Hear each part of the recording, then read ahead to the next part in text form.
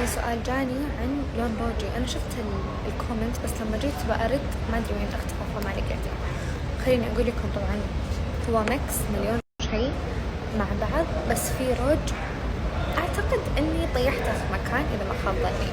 أول شيء طبعا وش أحط؟ أول شيء نقطتين، نقطة من ألتا 3 عشان ما يصير مرفوش، انتبهوا بنات.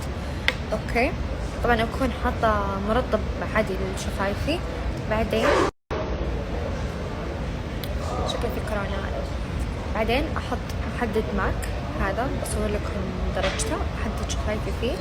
بعدين روج NYX، هذا وش اسمه؟ هذا أبو ظبي، بس الثاني وشو؟ الثاني والله ناسية إيش هو. الثاني كذا جاي شوية على بنك، فأخلط هذول الاثنين مع بعض. بعدين بعد ما أخلص وأحط الروج أرجع أحدد شفايفي من جديد.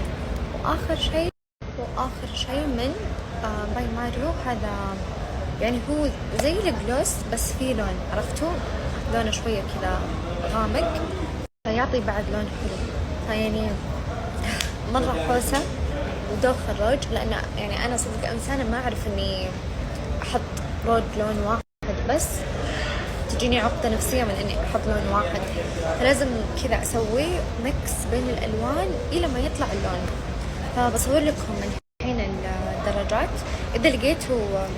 إذا أنا لقيت أصلا الثاني من NYX بصور لكم إياه، لأن الدرجتين مع بعض خيال بنات.